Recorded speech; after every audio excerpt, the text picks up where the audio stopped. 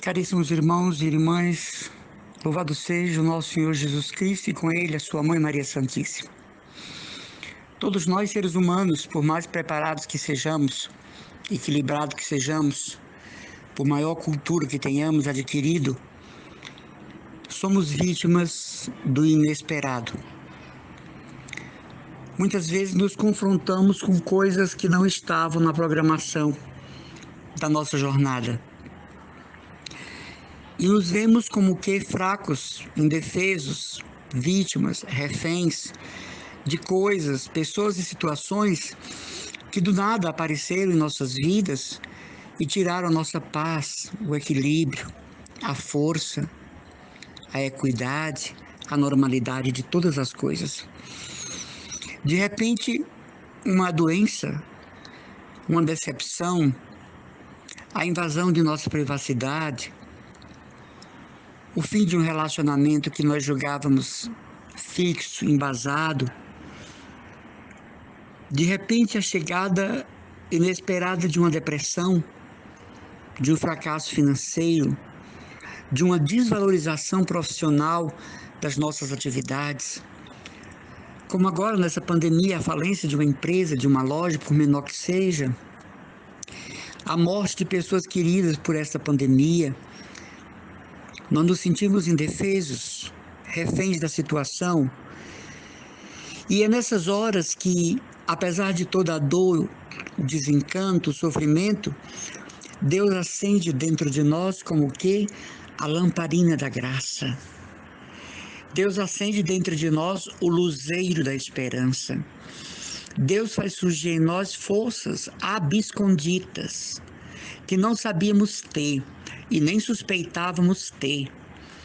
Coragem para redirecionar acontecimentos, postura para enfrentar atitudes. Nesses momentos, o medo não mais nos torna reféns, nós o controlamos, como quem controla um cão raivoso, um cavalo indomado. E começamos a ter, diante das situações, gerada esta força por esta luz que Deus acende em nós, e começamos a enfrentar essas situações como vencedores, não mais como vítimas dela. Esta situação de pandemia, ela tem provocado nas pessoas uma alta experiência de Deus. Tem suscitado uma espiritualidade até então não descoberta. Mas não só isso, também um jeito de viver o isolamento forçado, não é? O isolamento social.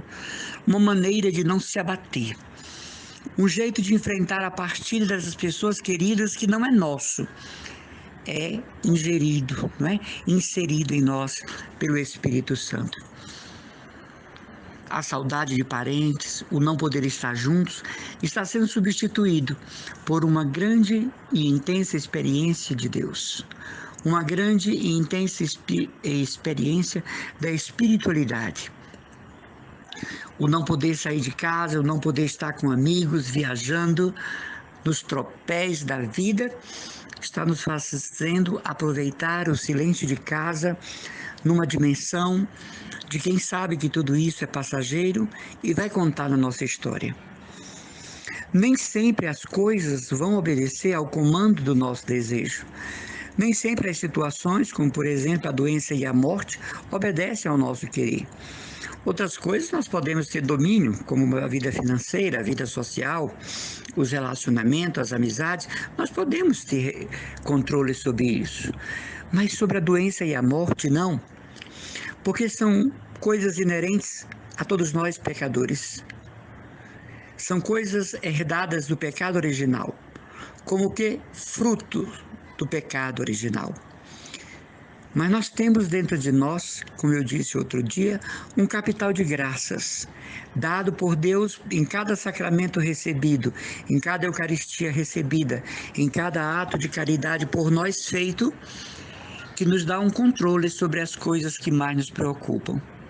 Talvez hoje você se encontre muito preocupado, preocupada, muito fora de si, uma ansiedade galopante, uma tristeza, um achar que as coisas não têm sentido, mas se você prestar atenção, existe dentro de você esta chama, esta luz que, se tiver apagada, a graça de Deus vem para acender e você precisa retomar.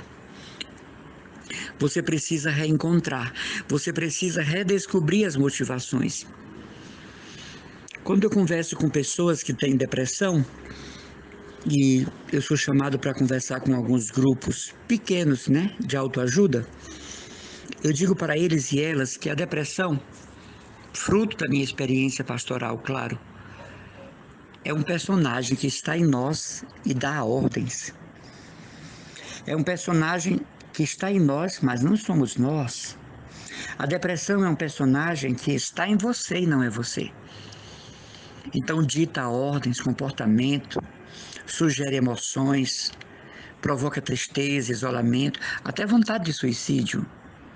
No dia que você descobre que isto é um personagem que está em você e não é você, a depressão começa a perder domínio sobre você, a perder terreno. E isso não serve só para a depressão, mas de repente alguém está sofrendo por um relacionamento que acabou. Isto é um personagem que está dentro de você. Na hora que você toma consciência disso, você começa a perceber o lado negativo dos relacionamentos, É nesse aspecto que nós podemos viver cada dia na esperança de que hoje é o novo de Deus.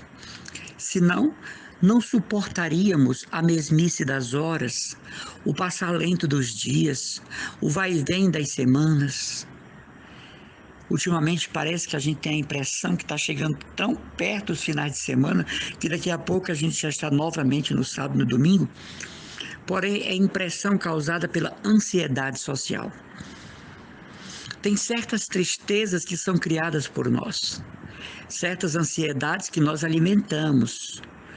Tem certos comportamentos de isolamento, fraqueza emocional, autodepressão, que é produzido por nossa mente, que nos rebaixa, nos inferioriza e nos desespera. Então, como eu disse no começo, nós somos vítimas, reféns, mas aqui para essa situação.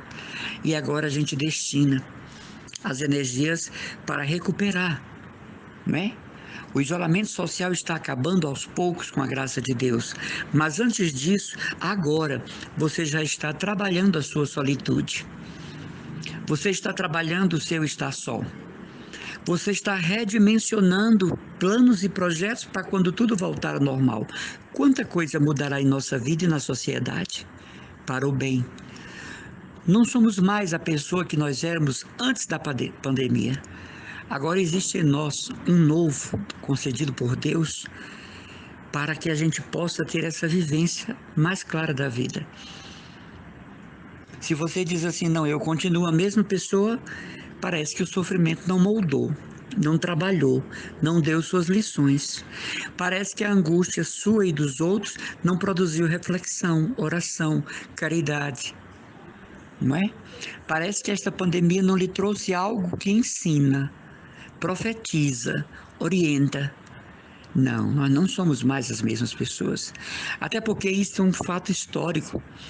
Os seus netos, bisnetos, tataranetos haverão de falar no futuro do que houve em nossa época. Os livros de história, mesmo que não haja mais livro devido ao avanço tecnológico, contarão este episódio, como se fala da gripe espanhola, não é? E nós estamos inseridos num contexto histórico. Mas a pergunta é, como nós temos respondido à pressão do Covid-19, do coronavírus? Como nós temos nos comportado como pessoas e cristãos católicos diante da dor, do infortúnio em nós e na vida dos outros? De que maneira nós podemos orientar os nossos passos para a vivência de virtudes em momentos como esse? É tão salutar rezar, É tão salutar meditar. E quando isso harmoniza com atitudes, melhor ainda. O imprevisto não nos cabe programá-lo ou nos livrar dele, mas podemos trabalhá-lo, podemos cercá-lo, digamos assim, e podemos determinar o seu curso. Tem certas coisas que precisamos entender. Eu me lembro que quando eu fazia evangelização numa instituição que cuida de pacientes de câncer, um dia chegou uma senhora de quase 70 anos no grupo de reflexão e nós falávamos sobre a morte como uma realidade para quem tem câncer. E eu falava justamente que necessariamente isto não era uma verdade. Eu trabalhava a ideia de que nem sempre ter câncer significava morrer. E essa senhora pediu a palavra e ela disse: para mim, uma coisa é ter câncer e outra coisa é o câncer ter você. Eu não tenho câncer, eu estou com câncer. Ele não me tem, ele não me dá ordens. Meu cabelo está raspadinho, estou de touca, emagreci bastante, estou em tratamento, mas ele não me dá ordens. Eu fiquei edificado com aquela senhora. Uma coisa é ter câncer e outra coisa é o câncer ter você.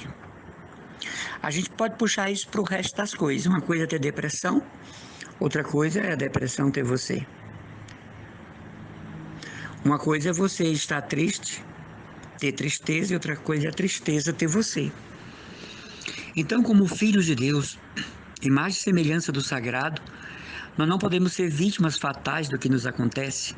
Nós não podemos ficar debaixo do peso esmagador de episódios inauditos. Como imagem e semelhança de Deus que nós somos, herdeiros do céu como nós somos, nós temos que ter dentro de nós uma reação objetiva ao que acontece.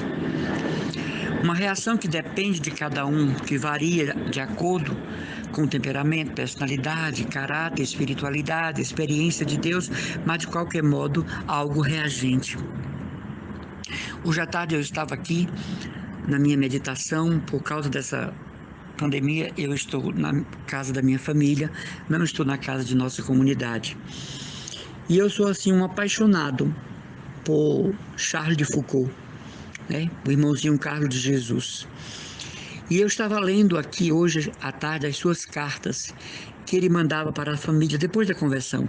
Ele foi para Nazaré, depois da conversão, ele era um oficial francês, foi para as Clarissas, ajudar as Clarissas, viveu no mosteiro das Clarissas como servente delas. Depois ele vai para o deserto, não é? Ficar com Jesus até o fim da vida, e no final de sua vida ele é morto, assassinado por beduínos muçulmanos, a quem ele tinha dedicado a sua vida. E em uma das cartas que eu estou lendo aqui de Charles de Foucault, o irmãozinho Carlos de Jesus, que será canonizado, não é? Em breve, ele diz assim: se toda a minha vida fosse para passar aos pés da cruz, sem nenhum minuto de alívio, eu aceitaria, pelo único fato de olhar para cima e ver quem nela estava pregado. Olha que coisa linda, irmãos. Se toda a minha vida fosse para passar aos pés da cruz, sem nenhum momento de alívio, eu aceitaria, contanto que eu pudesse olhar para cima e ver quem está nela pregado, crucificado. O que é que Charles de Foucault quer dizer com isso? Com Jesus, tudo é possível. Com Jesus, tudo é, digamos assim, suportável. Com Jesus é possível passar pela mais densa noite escura. Com Jesus é possível atravessar os desertos. Mas isso não é uma coisa metafórica, simbólica, emocional, superficial. É uma atitude de fé. E a fé vai exigir de você dançar na realidade com os pés descalços, pisar o chão duro da realidade. A fé vai exigir de você e de mim olhar para os quatro cantos da nossa vida e entender o que somos e o que nós estamos passando. A fé não vai florear, a fé vai produzir atitudes, a fé vai provocar esta grande libertação interior.